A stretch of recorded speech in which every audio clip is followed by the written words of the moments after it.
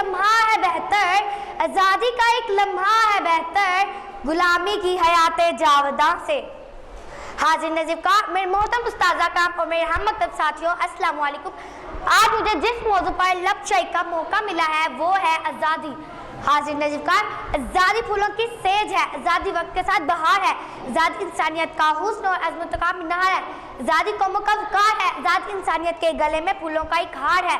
गुलामी तज़लील है इंसानियत की, गुलामी दुश्मन है तहज़ीब व तमद्दुन की, गुलामी शब्बे तारीख है रोशन ज़मीरों की, गुलामी तौहीन है अज़मतों की। मोहतरम हाज़रीन, हमने 14 अगस्त 1947 को अपना अलग वतन तो बना लिया, लेकिन हम हकीकी मान में आज़ादी की दौलत से मालामाल ना हो सके।